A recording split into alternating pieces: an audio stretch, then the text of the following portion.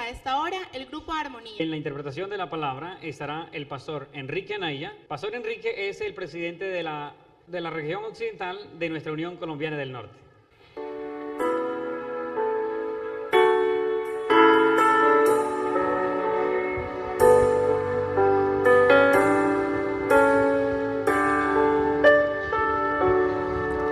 La corona que él usó no era de oro, a pesar de coronarle como un rey. No era de rubí o de diamantes, mas era solo de espinos viles. ¿Por qué mandar a un rey de esa manera? ¿Por qué ponerle una corona tal? Él nunca fue forzado a usarla, mas por amor llevó ese gran dolor. La corona que Jesús usó en la cruz fue creada para mí, solo la llevo para darme salvación y jamás será usada otra vez.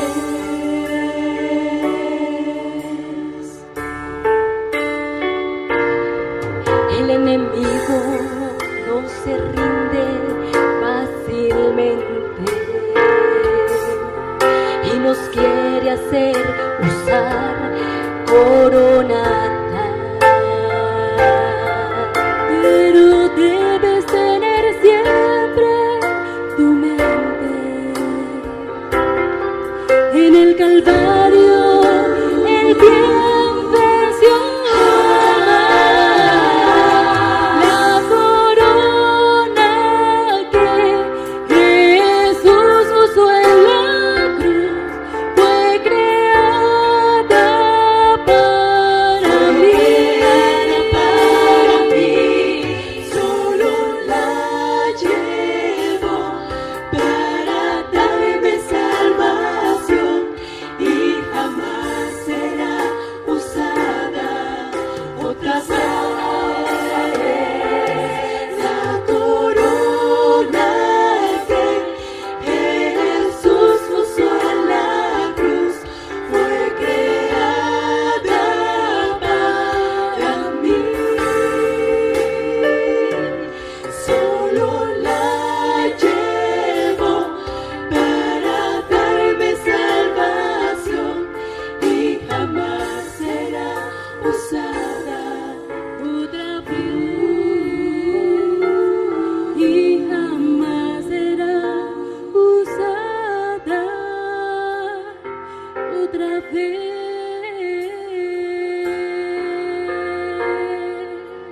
Nunca otra vez.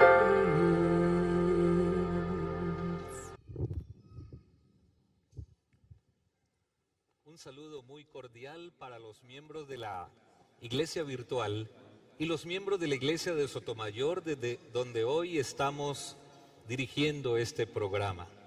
Es un grato privilegio saludarles a cada uno de ustedes y desear para cada hogar, para cada miembro de iglesia, una bienvenida especial y muchas bendiciones de parte de nuestro Dios. En esta ocasión, abramos las Sagradas Escrituras al inicio de la historia de la humanidad. El libro del Génesis cuenta en detalle el plan de Dios para la vida y la existencia de todo lo que hay en este mundo. El capítulo 1 y los versículos 26 y 27 narran el extraordinario inicio de la vida del ser humano.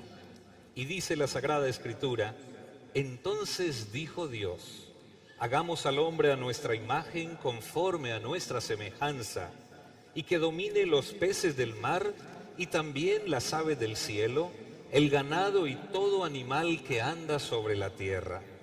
Y creó Dios al hombre a su imagen. A imagen de Dios los creó, varón y hembra los creó. Este es el inicio especial de la vida del ser humano. Nacido de la mano de Dios, el ser humano se constituye en el mayordomo de toda la creación. Y la primera palabra del versículo 28 dice, Dios los bendijo. ¿Con qué solicitud tan especial Dios da su bendición a la primer pareja de esposos? El fundamento del hogar, el inicio de toda la sociedad, el génesis de toda experiencia humana está radicada allí en el centro del hogar como la fuente de la bendición de Dios. En el capítulo 12 del mismo libro del Génesis, Dios vuelve a aparecer a una familia, a una pareja de esposos. Dios le dice a Abraham, en Génesis, el capítulo número 12, versículo 2, haré de ti una gran nación, te bendeciré y serás engrandecido y adicionalmente serás una bendición. Aquí está el concepto de Dios sobre la familia humana. Una familia bendecida por Dios, pero adicionalmente una familia que se convierte en bendición para todos los demás.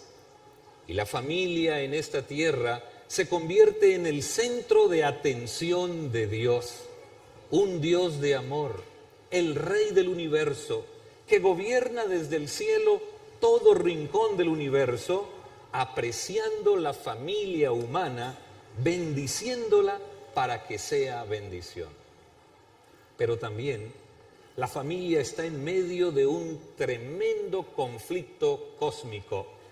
El conflicto que se originó en el cielo entre Dios y su enemigo se ha convertido también ahora en el epicentro de lo que sucede en esta tierra. No hay conflicto humano que no vaya a afectar a la familia. Cada acción, cada decisión, cada acto que ocurre en esta tierra afecta para bien o para mal la institución del hogar originalmente ideada por Dios para la realización de los miembros de la familia y para la felicidad de todos los seres humanos. Es allí el hogar, que es el centro de atención de Dios, el que se convierte también en el centro de los ataques del enemigo. Y hoy acudimos a las Sagradas Escrituras para abordar en ella la problemática que existe hoy en la familia poco antes de la segunda venida de nuestro Señor Jesucristo. Hace unos pocos años atrás, en una ciudad de Colombia, una familia cristiana se dirigió, como siempre lo hacía, a su iglesia a adorar al Señor. Antes de salir, tomaron todas las precauciones para que todo estuviese en orden. Papá, mamá y 3 hijos que conforman la familia se dirigieron a gusto al centro de adorar al Señor y participaron del programa. Cuando regresaban a casa después de terminar hacia el mediodía el acto y el servicio de adoración, el padre y la madre dijeron a su hija mayor: hija, por favor adelántate para encender el fogón de la estufa y poder calentar los alimentos. Accidentalmente, esa mañana, antes de salir de casa, uno de los fogones quedó abierto con su gas escapándose sin que nadie lo notase. Y cuando aquella hijita de solo 15 años de edad regresaba a su casa y en plena obediencia a sus padres, se acercó a la cocina para encender el fogón, al raspar el fósforo contra la cajilla, he aquí se produce una tremenda tragedia. El gas disperso en toda la cocina hace una explosión que inmediatamente termina con la vida de esta chica.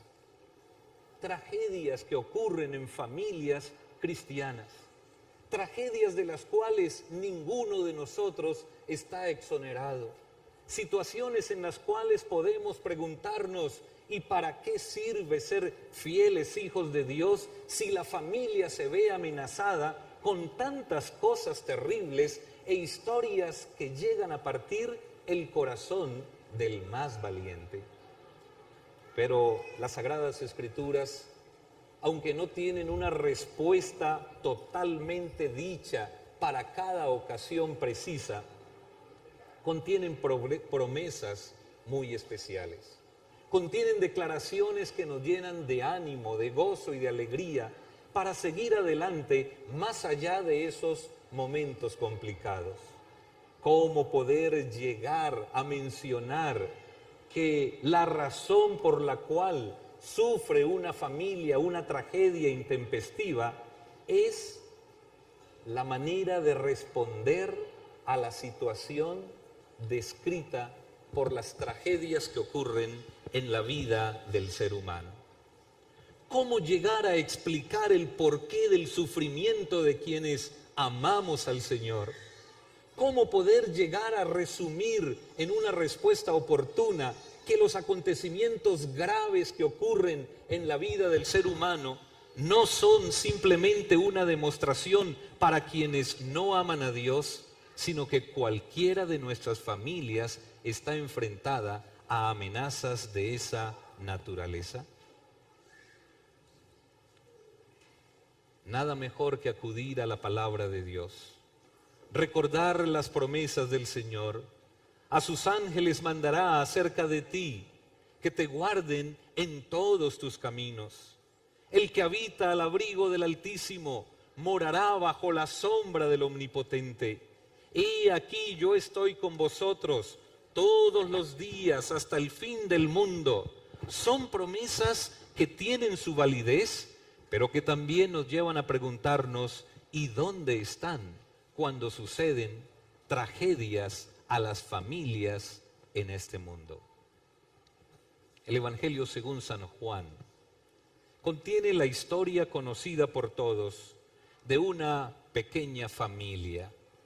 No se sabe a través de las Sagradas Escrituras qué ocurrió con los padres de esta familia compuesta por 3 hermanos que vivían en una pequeña aldea llamada Betania. El Evangelio según San Juan, el capítulo 11, habla de la experiencia trágica que ocurrió en el hogar de Marta, María y Lázaro, amigos de Jesús. Cada vez que Jesús se sentía cansado, cada vez que Jesús tenía la necesidad de acudir a un lugar tranquilo, sus pasos se dirigían hacia el hogar de Marta, María y Lázaro, donde las puertas de la casa se abrían de par en par para dar la bienvenida al Salvador. Adicionalmente, los alimentos frescos y frugales puestos a la mesa de esta querida familia brindaban a Jesús un momento de solaz, de descanso y de alegría. Por eso no es extraño que cuando una inevitable enfermedad llegó a tocar el cuerpo de Lázaro, Marta y María envían a alguien para dar el aviso a Jesús de que su amigo estaba enfermo. Sin duda, la intención de Marta y María era que Jesús acudiera prontamente a visitar a Lázaro y recuperarle la salud. Marta y María, aún Lázaro, conocían del poder de la palabra de Jesús para dar sanidad, para reprender la enfermedad y para sacar, aún fuera así, a los demonios. Y con esa esperanza enviaron al mensajero para que dijeran a Jesús: tu amigo está enfermo. ¿Saben? No era necesario ni siquiera que Jesús viniera a visitar el hogar de Marta y María, porque la palabra de Jesús era salud. En una ocasión previa, un alto mando militar se dirigió con respeto a Jesús para decirle: Maestro, uno de mis siervos en casa está enfermo. Y cuando Jesús escuchó esta petición, le dijo al centurión: iré a tu casa para sanar al muchacho que está enfermo. No es necesario que lo hagas, solo di la palabra y mi siervo sanará. Jesús declaró: no he hallado tanta fe en alguien que confía plenamente en mí. Haz lo siguiente: regresa a casa y que lo que tú quieres se cumpla. Y el muchacho sanó. Al rato, cuando el dirigente militar regresó a su casa, los de la casa salieron a recibirle para indicarle: el que estaba enfermo se recuperó. No había necesidad de que fueses a buscar a Jesús.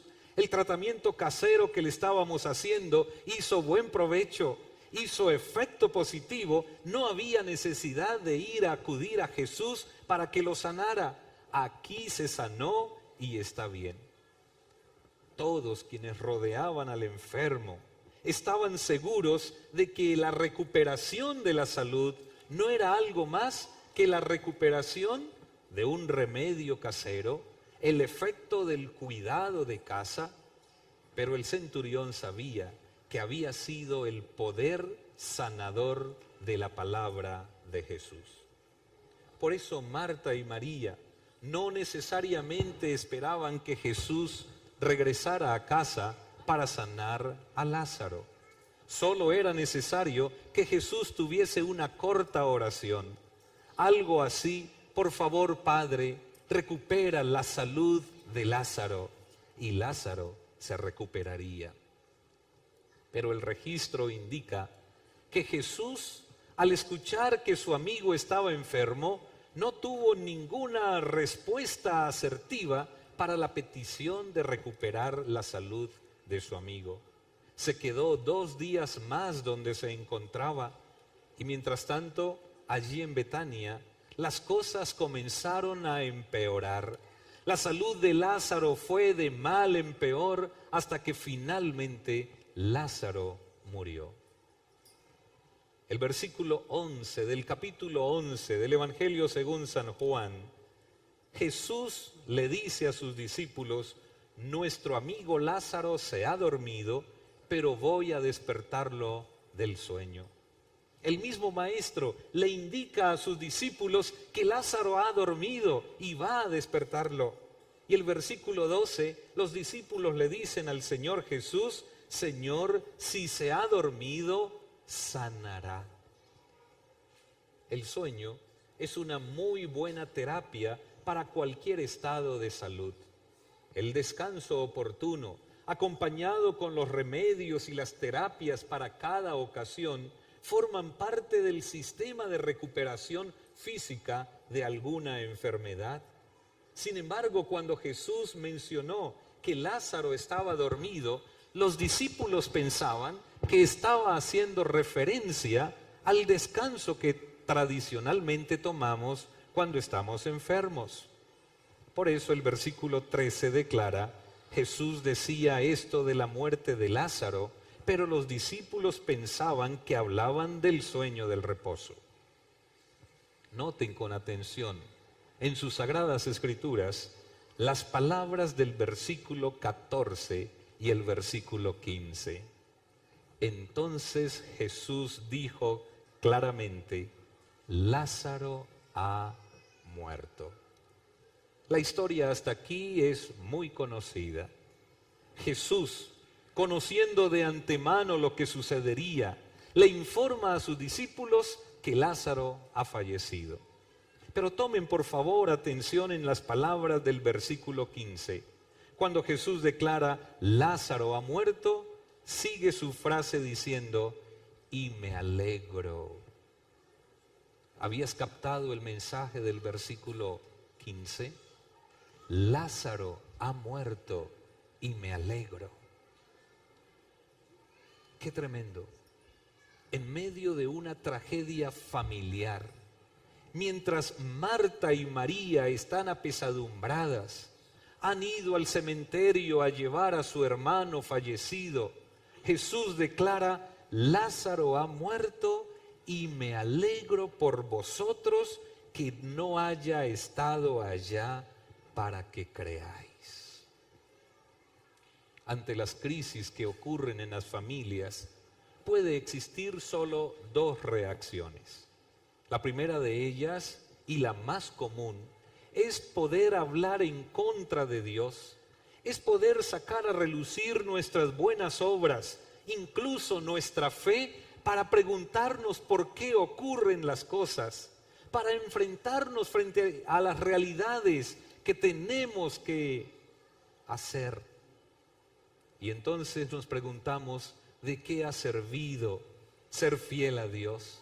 ¿De qué ha servido estudiar las Sagradas Escrituras si tenemos que enfrentar esta crisis o esta otra? ¿De qué ha servido aferrarme de la mano de Dios si tantos problemas debo superar y si estoy saliendo de uno cuando debo enfrentar el otro? ¿Por qué tanta enfermedad y tanta dolencia si mi amigo o mi vecino que no ama a Dios y que se burla de Él, ni siquiera produce un estornudo, todo le sale bien? ¿Valdrá la pena obedecer a Dios? No sé hasta qué punto Marta y María pudieron haberse preguntado lo mismo. ¿De qué ha servido abrir la puerta a Jesús? ¿De qué ha servido brindarle atención, alimento, amistad, si cuando lo necesitamos no vino? Ni siquiera vino para el funeral. No vino ni siquiera con un mensaje. A través de alguien mandó una notita para decir, lamentando mucho el fallecimiento de mi amigo Lázaro. No hubo ni siquiera tal vez una flor de parte de Jesús para el funeral de su amigo. Marta y María bien pudieron haber pensado, como tú y yo a veces pensamos frente a la problemática que tenemos por delante. ¿De qué sirve amar a Dios? ¿Hay alguna diferencia entre las tragedias que ocurren en las familias que aman a Dios y los que no le aman? ¿Acaso existe alguna diferencia notable? Pues la Escritura señala que sí. Tenemos la ventaja de conocer el fin de la historia de Lázaro allí en Betania, pero la desventaja de que ninguna de nuestras historias las conocemos de manera inmediata. ¿Qué sucederá contigo, conmigo, con mi familia el próximo día, la próxima semana, el próximo mes o el próximo año? Y por eso nos preguntamos, ¿vale la pena seguir amando a Jesús? ¿Para qué sirven las promesas de Dios? ¿Dónde está el cumplimiento de las promesas? Pues mis queridos amigos, el mencionarles que a la luz de las Sagradas Escrituras, la bendición de Dios en el hogar, para que el hogar sea bendición para todos los demás, se origina precisamente en las promesas que Dios ha hecho para cada uno de nosotros. Cada vez que nos aferramos a las promesas de Dios, en los momentos difíciles serán superados con su ayuda y su bendición. Porque la segunda reacción que el ser humano puede tomar frente a las tragedias que le corresponde enfrentar es a confiar en esas promesas de Dios, y que aunque no haya una respuesta momentánea o definitiva para las inquietudes humanas, las promesas de Dios están para aferrarnos de ellas y nuestras familias lleguen salvas al reino de los cielos. Esa fue la situación de Marta y María. Cuando Jesús decide visitar la familia del deudo, va a Betania y al acercarse a la ciudad, Marta sale al encuentro de Jesús. Maestro, si tú hubieses estado aquí, mi hermano Lázaro no hubiera muerto. Marta tiene razón. La presencia de Jesús es suficiente para hacer huir cualquier tragedia. Pero ¿qué ocurre cuando la tragedia es contigo y conmigo? ¿Qué ocurre cuando como familia enfrentamos situaciones complicadas y difíciles? ¿Acaso Jesús no ha garantizado su presencia todos los días hasta el fin del mundo? Lázaro falleció. 4 días después Jesús llega a Betania y en medio de la tristeza familiar Jesús declara: quiero visitar la tumba de mi hermano. Coloquémonos por un momento en los pies de Marta y de María. ¿Qué pensar de Jesús? El que sana a todos los enfermos, el que tiene poder para vencer cualquier enfermedad y cualquier dolencia, el que es capaz de sanar por solo el poder de su palabra a un joven que está a muchos kilómetros de distancia y no atiende a la familia de sus amigos en el momento en que ellos lo esperan. Jesús llega al sepulcro donde está el cuerpo inerte de Lázaro. Y entonces está el versículo 35. Allí frente a la tumba de Lázaro, Jesús lloró. ¡Qué escena cautivante! La ternura en el rostro de Jesús, lágrimas surcando su rostro, mientras Marta y María, probablemente preguntándose si tanto lo quería, ¿por qué no anticipó su viaje para sanar a mi hermano? ¿Por qué ahora viene a demostrar que lo quería si cuando realmente lo necesitábamos no vino? ¿Nos ha servido de algo el atenderlo todos los días anteriormente? ¿Hemos sacado provecho de la amistad con Jesús frente a la tragedia que ahora estamos enfrentando? Y la declaración siguiente de Jesús todavía llena de admiración a Marta y a María. El maestro dice: por favor, quiten la piedra del sepulcro, quiero ver el cuerpo de mi amigo. ¿Ya para qué? Jesús tenía que intervenir en momentos antes. Por lo menos 4 o 5 días antes era Jesús el que debía haber venido para mirar a su amigo. Ya no, porque ya pasó el tiempo. ¿Y cuántas familias hoy día, al enfrentar diferentes situaciones, quieren la intervención de Dios en el mismo momento en que lo sospechamos es necesario, pero Jesús demora su intervención? La historia de Marta, María y Lázaro pueden estar también enfrentando y enfocando la historia de diferentes clases de hogares. Marta responde inmediatamente a Jesús: no es necesario que abran el sepulcro, Lázaro ha muerto hace 4 días y ya su proceso de descomposición está adelantado, huele mal, ya no es necesario que intervengas. Pero Jesús da la orden: abran lo que huele mal. Ante Jesús, aún cualquier caso desesperado, aún cualquier hogar que enfrentando su crisis mayor, los miembros de la familia sospechen ya no haya remedio, ya no hay nada que hacer, Jesús es el maestro de lo imposible. Jesús es capaz de devolver la salud, la sanidad y el vigor a Lázaro, a la familia que esté en problemas, a la crisis que estés enfrentando, a cualquier cosa que pareciera no hay respuesta oportuna de Dios. El poder de Jesús está vigente aún para salvar tu familia, para salvar tu hogar, para salvar tu esposo, tu esposa, tus hijos de la amenaza de este mundo y poderlos llevar salvos al reino de los cielos. He traído conmigo esta mañana este pequeño libro titulado Fragantes Promesas. Una autora cristiana inspirada por Dios describe de manera especial lo que significan para nosotros los cristianos las promesas de Dios. Y quiero compartir con ustedes algunos pensamientos de la página número 16 y 17.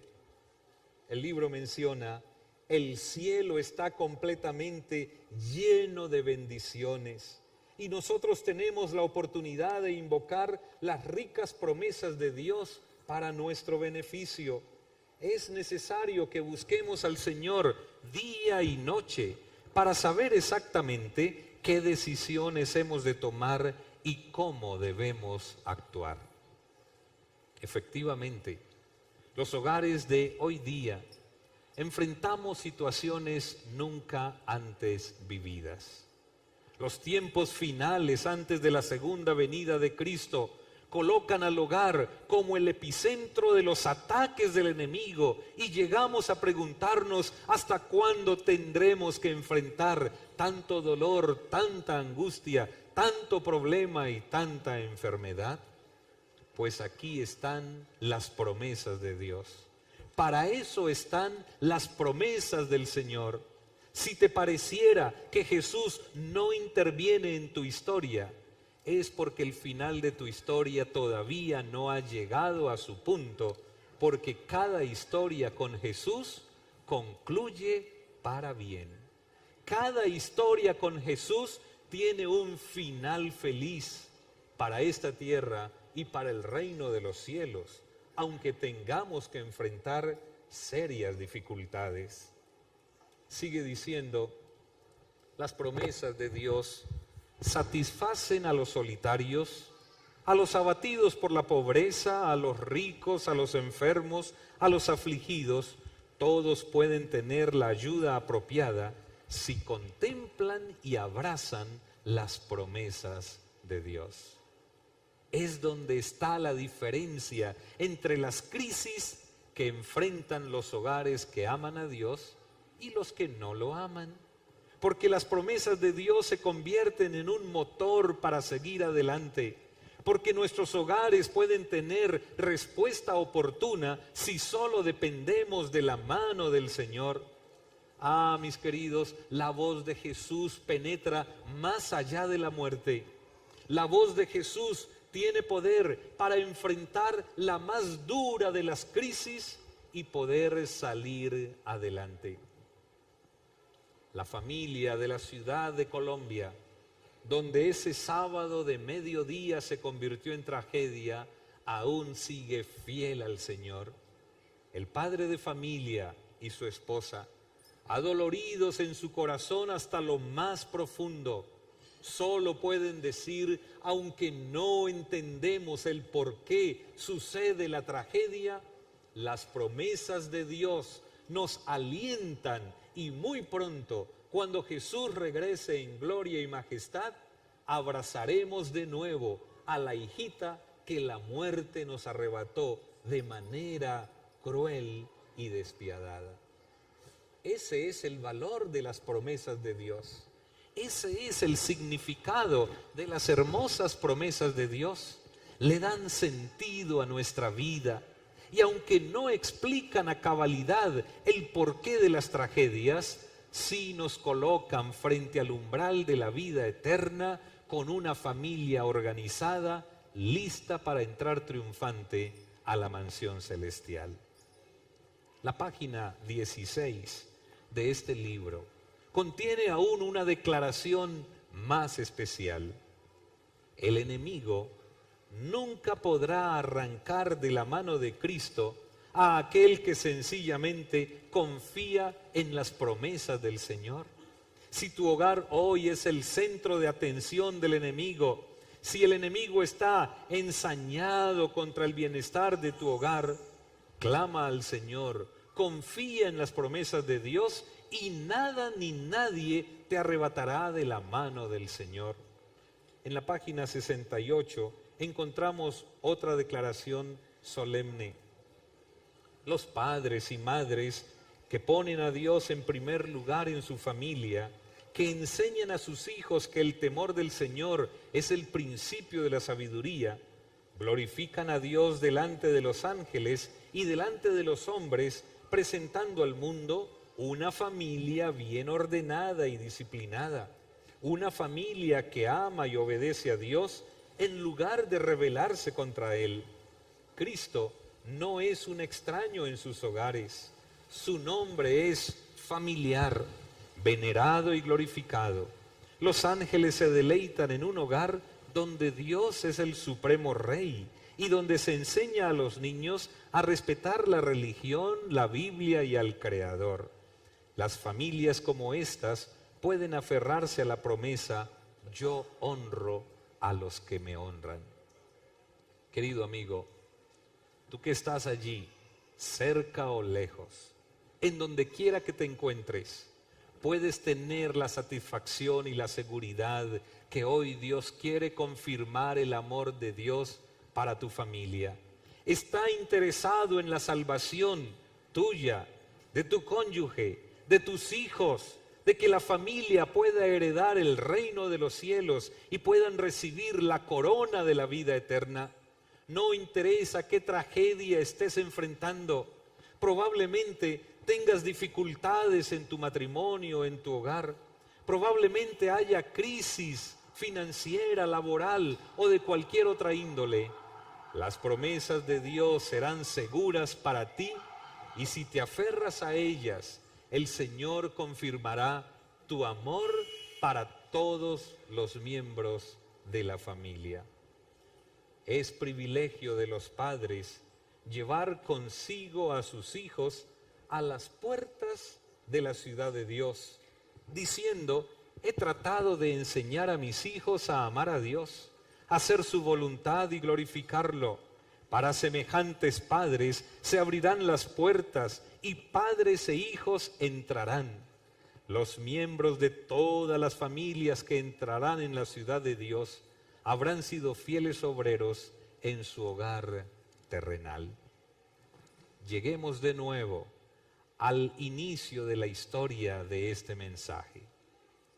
El Génesis, el libro del Génesis, el capítulo 12, desde donde iniciamos nuestra reflexión en esta oportunidad, contienen de nuevo para nosotros la conclusión de nuestra reflexión. Génesis 12:2, haré de ti una gran nación, te bendeciré, engrandeceré tu nombre y serás una bendición. ¿Quieres que tu hogar sea bendecido? ¿Quieres que tu hogar sea bendición para todos los demás? Pues el único secreto está en aferrarnos a las promesas de Dios. Aún en momentos de tragedia, Dios tiene un lugar para ti y para mí, para que nuestras familias perciban el ambiente y el aroma del reino de los cielos.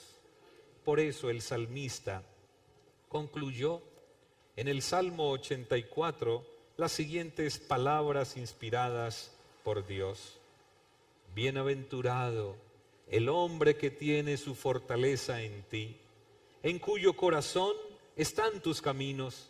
Y permítanme hoy involucrarte a ti, a padres, madres, esposos, esposas, a todos los miembros de la familia, a los hijos, a los abuelos, a los tíos, a las tías, indicando en el versículo 5, dichosa la familia que tiene su fortaleza en ti, en cuyo corazón están tus caminos. Cuando tengan que pasar por el valle de lágrimas, se convertirá en manantial, que la lluvia temprana lo llena de bendición. Aumentará de fuerza en fuerza y la familia verá a Dios en Sión.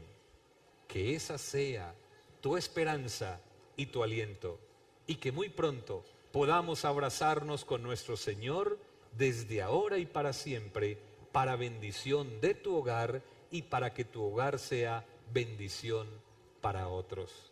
Que Dios les bendiga y será hasta la próxima ocasión. Dios les acompañe. Allí donde estés, inclina tu rostro conmigo para orar. Querido Padre, gracias por el mensaje de tu palabra, porque a pesar de los momentos difíciles que debemos enfrentar, tus promesas son el aliciente para nuestra vida.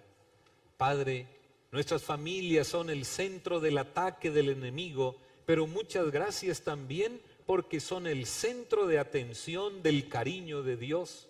Y por tal razón acudimos a tus promesas para que nuestra familia llegue salva al reino de los cielos y vivamos contigo por los siglos de los siglos. Si hoy día hay alguna familia enfrentando una crisis, dale fortaleza, dale poder en tus promesas. Si a una familia le toca enfrentar mañana o pasado mañana algún momento de crisis, que recuerden la promesa: yo estoy todos los días hasta el fin del mundo. En el mundo tendréis aflicción, pero confiad, yo he vencido al mundo. Y concluimos con la hermosa promesa dicha por Jesús: y si me fuere y os preparare lugar, vendré otra vez y os tomaré a mí mismo, para que donde yo estoy, vosotros también estéis. Que esta promesa sea significativa para cada hogar, pues lo pedimos en el nombre de Jesús. Amén.